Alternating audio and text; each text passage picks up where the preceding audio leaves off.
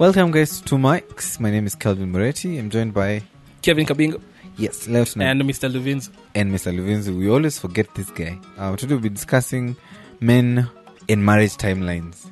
In general, marriage in general. Is it important? And is it important? Spoiler alert, yes it is. We hope we're going to have a good time. We hope we're going to give you value for your time. Karibuni sana. Hapana. Let me do another.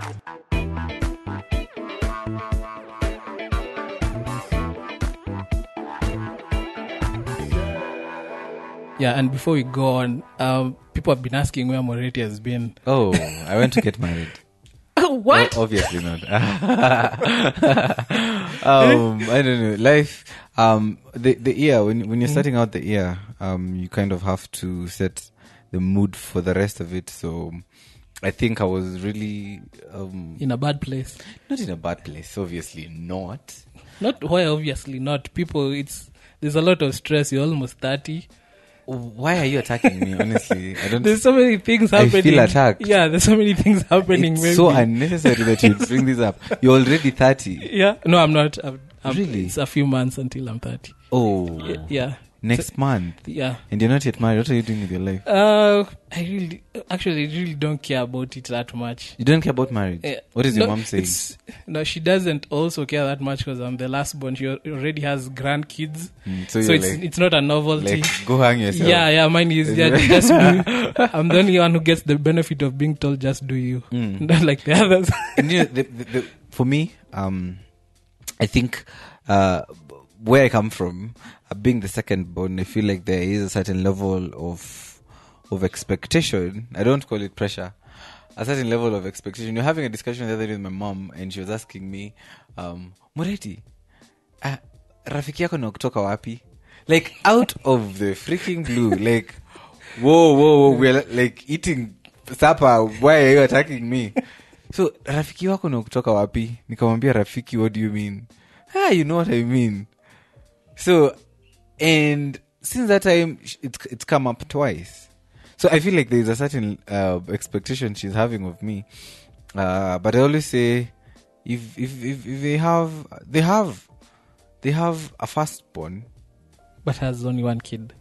No, two. They got a second. Yes, and like that's enough. But like, she wants more. Two is not enough.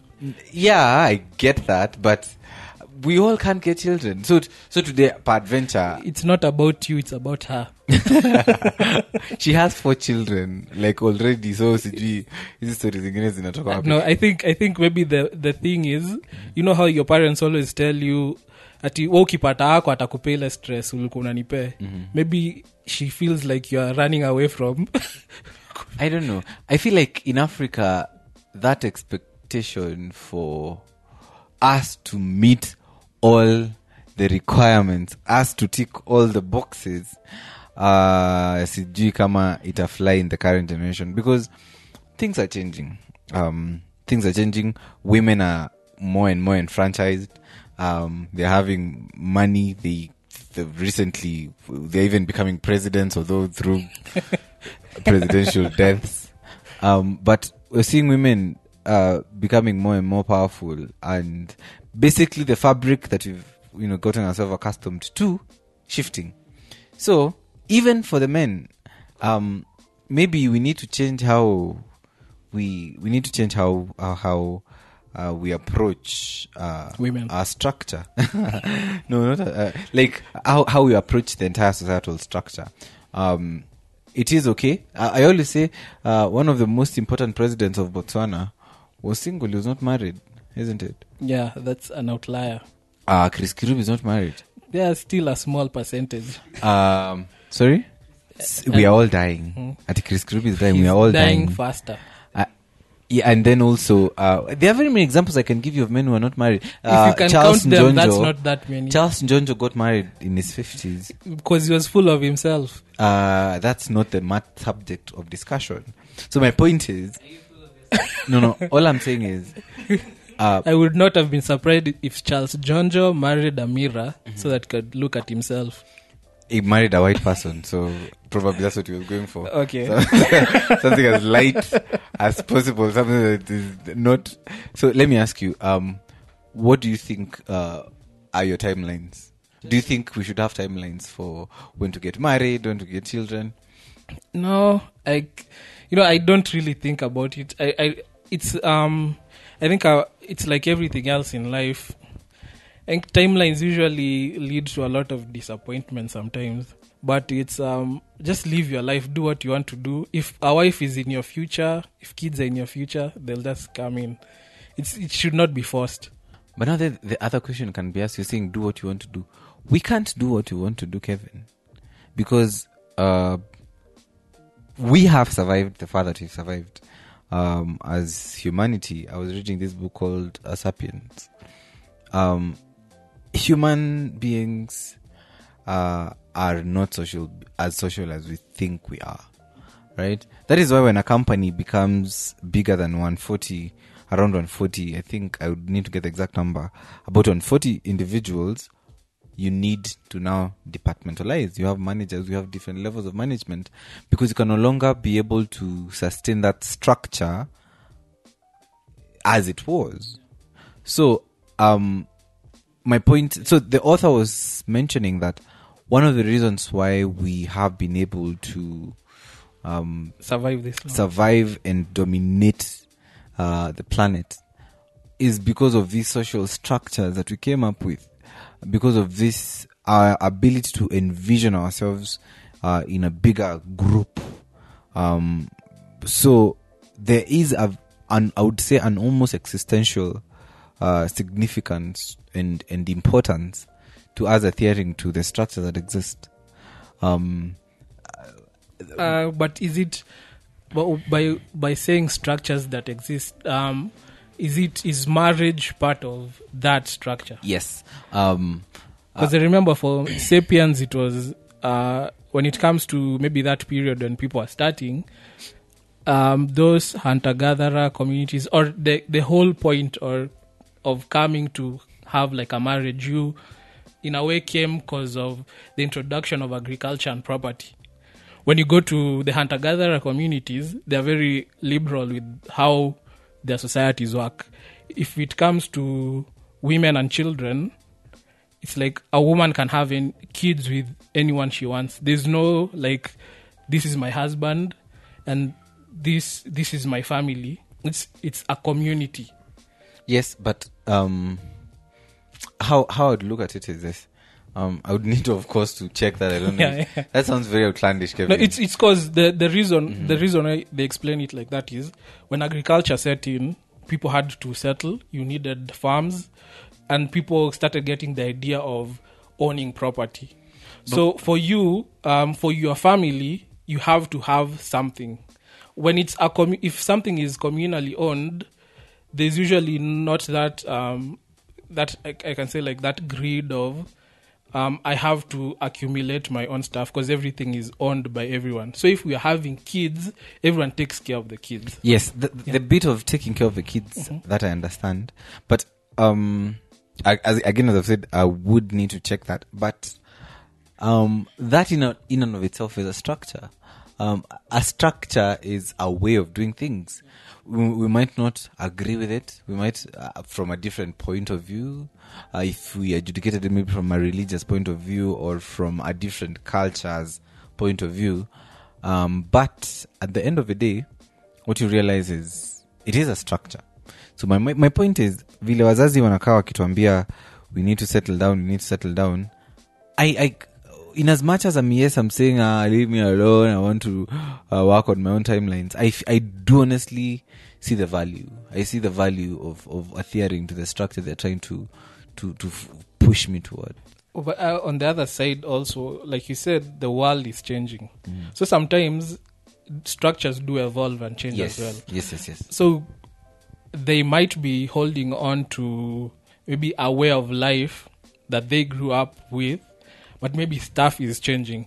They're forcing you to get married at maybe at 30. They think you're too late. It's too late for you, and they are forcing you. I hope so. I hope it's too late. And like, guys, so bad, too bad, manze. Yeah. Nishapitisha 30. But like, but like you said before,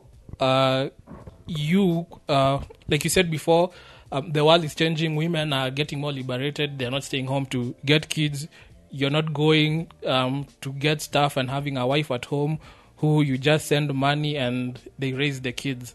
Women also have, they've been liberated to have their own hopes and dreams, and they themselves are getting married at a later time. So our society in a way is also changing. So it's not the same as theirs. Like you said, depends on what kind of structure you choose to go with from now. If it's a Christian way of thinking about life and marriage and how like milestones in life should be, you go with that. Some people might have other things or other ways of thinking about it, and they might go with that. I don't think there's a wrong answer. Even like you said before, there are people who've been successful and they've been single for a very long time. I think you can have your own reasons for wanting to get married. The society might have reasons for why they want you to get married. That's why they have like a timeline. They think you're most productive before, like when you're around 30 or before 30. So they consider that's the time when you can get children. So if it's for a woman, if that time passes, probably not be able. So probably you can have your own reasons why you want to get married, not just wanting to have children, because I think that's why most parents pressure children to get married. But you might have your own reasons. Maybe you want to get married because of companionship. Yeah, it shouldn't be just you want to get married because at this age I should get married. Yeah, you should have your own reasons so that you don't get pressured to just find anyone else. You just grab that person. Okay, let's get married. It's time. Yeah, that's a very strong point. You need to just to understand what you said, you need to find your reason for wanting to do it that is outside the expectations of a society. So I always say this. So before I say what I always say, so what do I tell my mom? It will happen if it's meant to happen. If it's not, then it's fine. But what about her own happiness? But why? Because I'm essentially her investment. I'm essentially her property. But they're not property. Property is a bit strong. Part of the things that she's proud of when she looks back at her life. So, and if I'm not towing the line, how? I think it's a good question, and maybe how I think about it is, I've never asked my parents this, but is it them? Is it their happiness, or is it them thinking we are not happy if we are not in a relationship or marriage? Is it them, like, I don't know, it's not projecting, but thinking we're unhappy if we stay alone? No, I don't think so. Yeah. I honestly don't think so. So it's about them. It's about family honor, I would say. It's about them wanting to have a son who's married, have a son who's stable, have a son who seems to be moving in a certain good direction, as opposed to so much about us not being happy. And you see, a lot of times, what you'll realize, Kevin, is that, and it's probably something I believe in, marriage is a structure that exists to our benefit as humanity. And personal happiness is important. I agree, being happy in that institution is very, very paramount. But sometimes I wonder if it's the most important thing. Again, like I said, like in the sense that if the main idea is to have someone to do life with and also to procreate. So the moment you have children, you are performing a very critical role as a parent and ushering the next generation of humans. So my question is, at that point, is your personal happiness the most important thing, or maintaining stability of this structure to be as solid as it can be. And maybe back to something Luvin said earlier, that should not be how we approach it. It shouldn't be that I'm just doing this because I want to like sustain a structure. It's like I'm forcing myself to do this. And why not? Because like you said, I might do it. Maybe my heart is not in it. Like there's one time I don't know if I read it on Twitter or Cyrus had sent me something. It was this lady who was complaining about how she just looks at her kids and she feels, why am I doing this? I never wanted to do this. She doesn't like. She doesn't feel like she wants to be a parent. She doesn't like her kids. Like I don't know. There's in her the way she did the post was like she felt like she was forced into or tricked into a system, which eventually she realized she this is not her. She doesn't feel like this should be her life. She's not into it at all. So should we force people just cause, okay, tell them you have an obligation to the society to raise kids? So if someone doesn't feel, or if I'm not up to it, why should I be forced to do it? Well, I see your point. I see that your point that excuse me, sorry. I see your point that we have to strike a balance between personal happiness and the responsibilities at hand. I'm just saying two things happened. One, after my mom told me to ask me where my friend is from, one of our best friends at home, I was working and she was like, "Hey, Mureti." So, but then at home, everybody's married or they have children. Like, I was only calling you piano on a CDF. Maybe I missed out because like almost all my friends have children. They're either married or they have a child. So she was like, Mureti, don't feel pressure. But pia chungo sifundisha watoto na pension. So like there's that timeliness of quality parenting, that ka balance. And then also my boss told me something. So he told, they got married with a wife and they stayed for over 10 years with never having a child. And the reason why they did that is because they wanted, after 10 years, they would have enough money to be, first of all, they will have paid off their loans, their car loan and their home, the loan for their house. And by that time, they'll have progressed. How old were they when they got married? They were in their 20s. So by the time they were getting married, they've paid off their loans, they've gotten promotions in their careers, so they have enough resources to be able to give these children a very, very comfortable life. And I saw that template to be good. Like delaying that time of getting children to such a time when you have a bit of financial security to be able to have a good life for your children.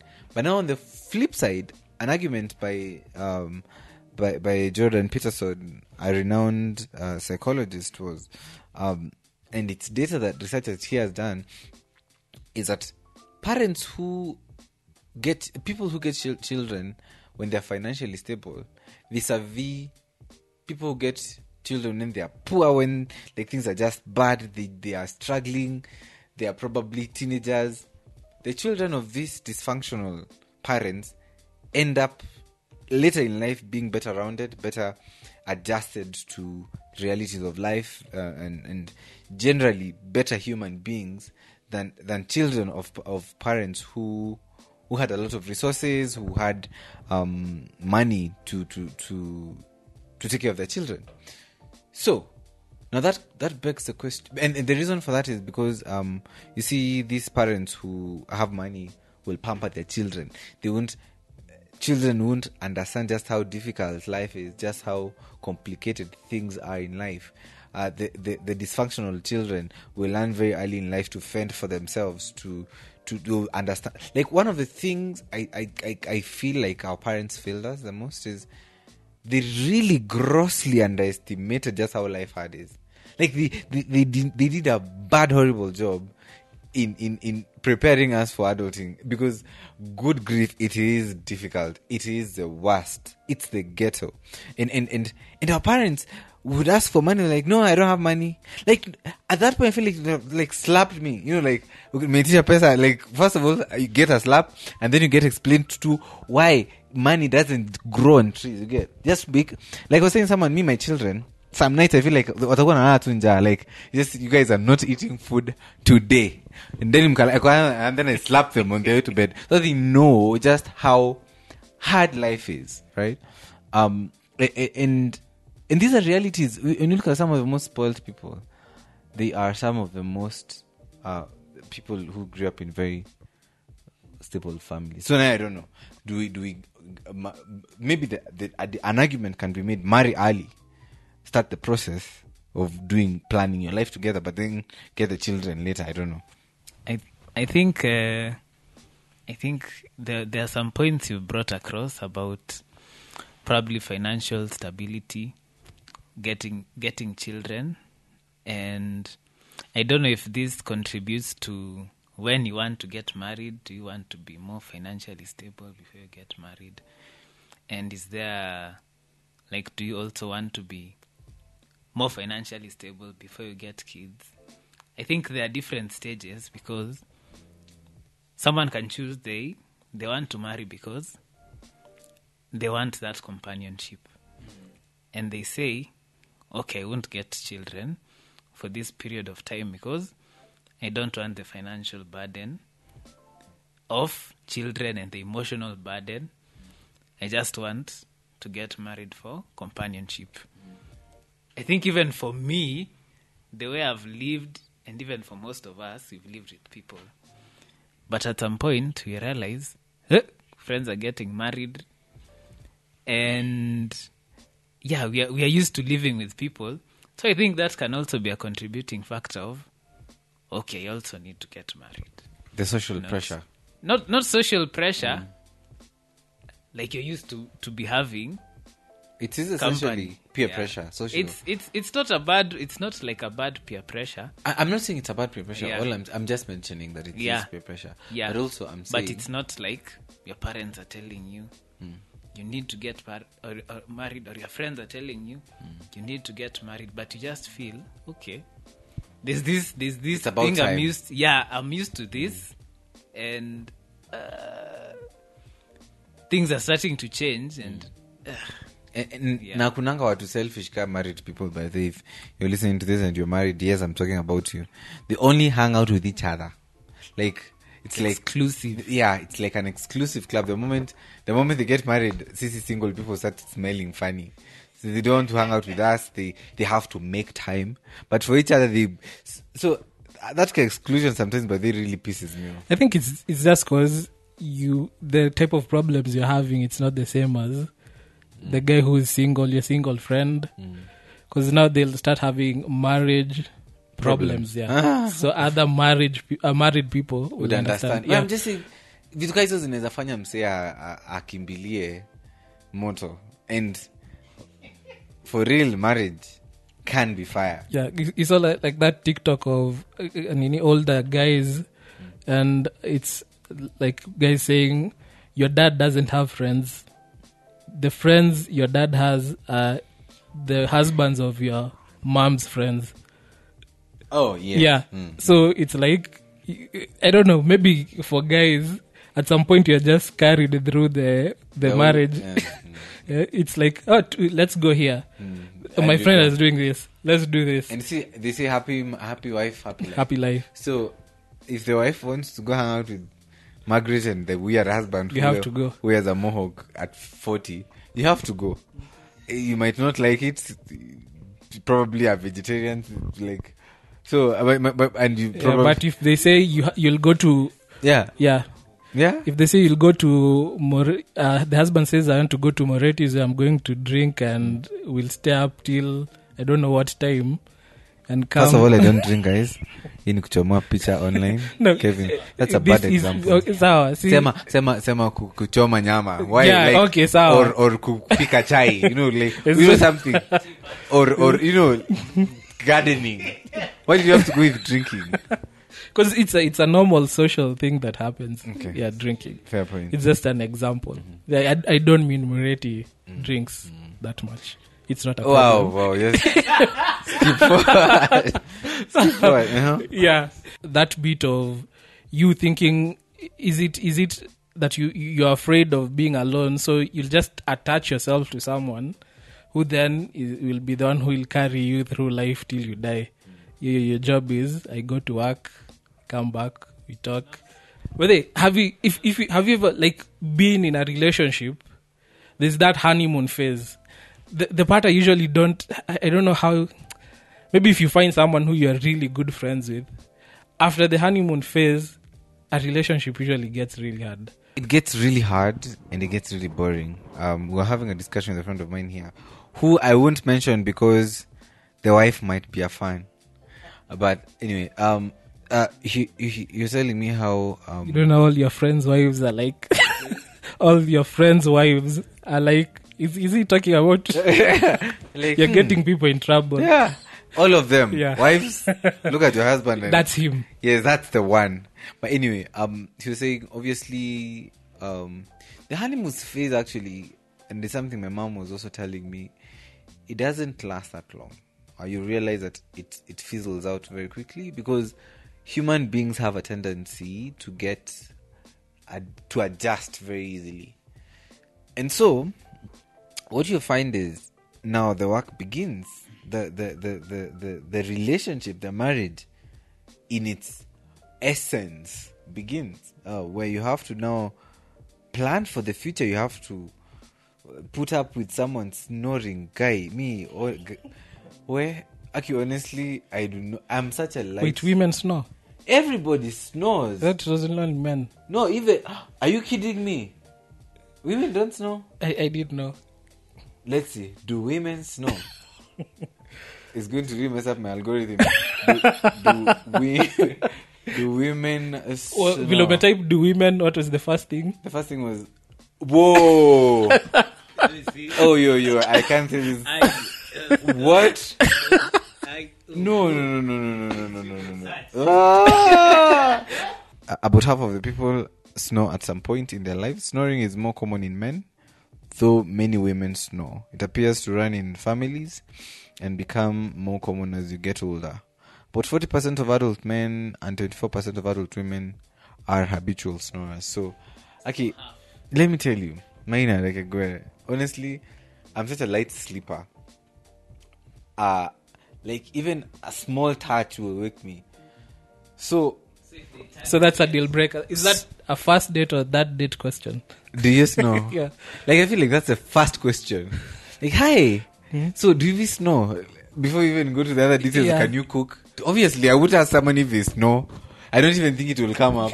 These are things that you find out when it's too late. Like, whoa, your feet look like that, you know. Okay, no, but do you me personally, I think I will live with the person before I get married to them. Oh really? Yeah. Fornication. I get the whole Christianity thing, but what?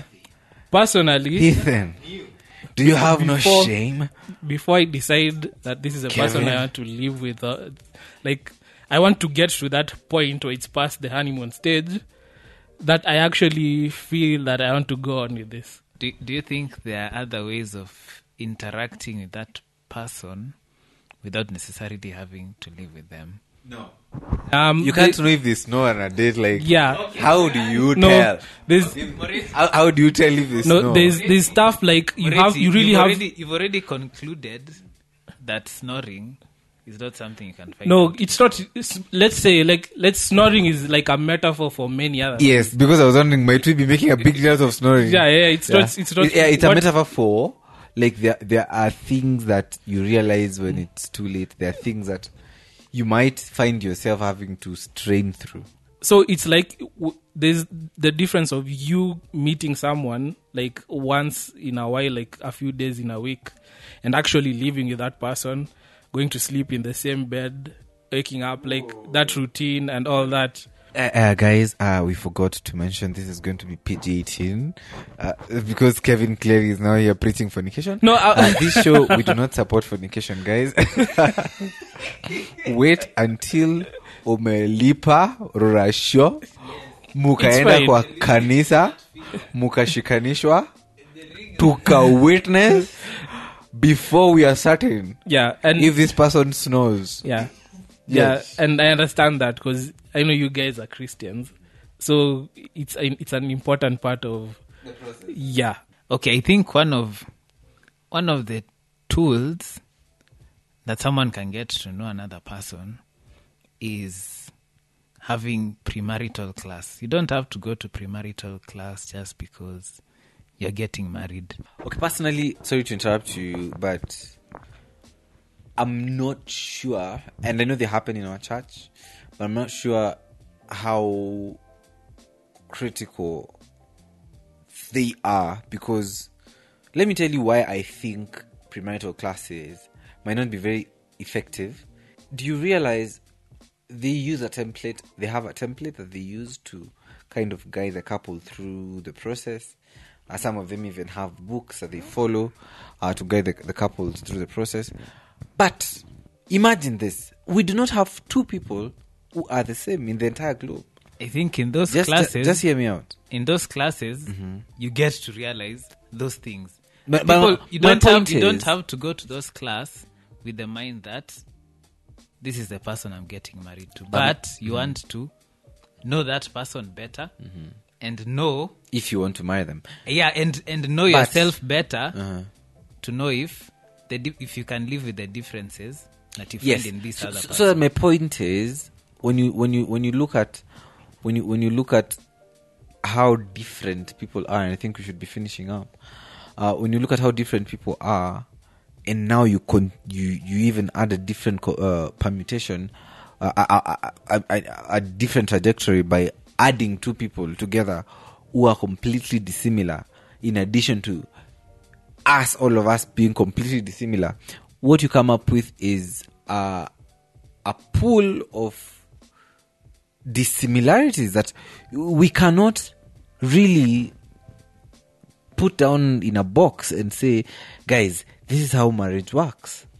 Because we do not have a template. We cannot have a template for how marriage works. I personally believe that very fervently. I agree, and I think a mistake that we can think about getting married is thinking, maybe I may not like something about someone, but I can be able to change that thing about that person.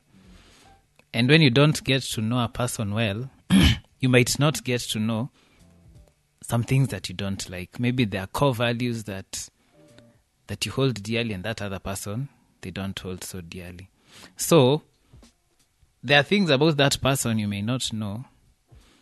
And if you don't go through a program that exposes such things, you'll not be able to know that person well enough to know the differences they have that you can't tolerate.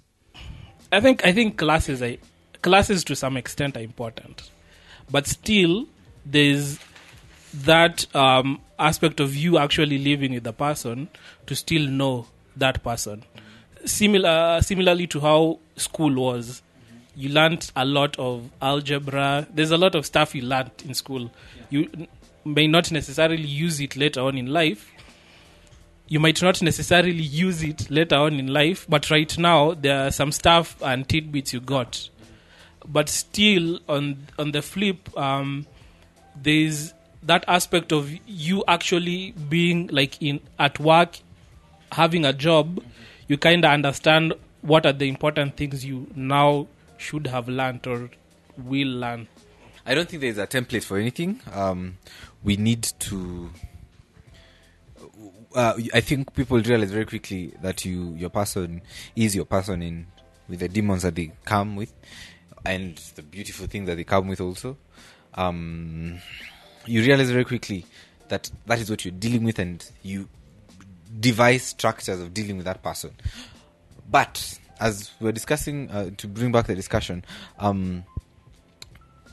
the same applies for the subject matter. We do not have to fall into a certain timeline for marriage. You don't have to fall into a certain timeline for societal expectations. They are important, as far as I'm concerned. Marriage is a good thing. It is an important thing. It should be pursued by those who can. But I do not honestly believe that we should have a structure that is cast on stone, delegating to us the timelines that we should follow. If you have lived with someone who is not your family, and you've learned the things that they don't like, the things that don't work for them, I think you can manage to live with someone else, because over that time you learn, okay, this is how I deal with such a situation. If I find something that we don't agree with, there are some things I'll avoid about a certain person. There are some things, okay, I know this person is like this, I can tolerate this. Yeah, it's the same thing. If you've lived with someone, it's just that now that person is probably of a different gender. Yeah, I think that's the only thing. And you cannot just leave them. That one is a lifelong commitment. You can't just pull out. Use good language. Shame on you, cousin. Shame on you. And you kiss your mother with that mouth? No, I don't. I'm an African. Okay, good point. Yeah. Guys, thank you so much. Maybe. My closing remarks. Marriage should be for Christians. Are you trying to say marriage is not for you? No, I'm not saying that marriage isn't for me. I'm saying at this point in my life, I really don't care about it. It's not something I really think about. If I want to do it or I don't want to do it, I'm kind of indifferent. So whatever happens will happen. I don't really care.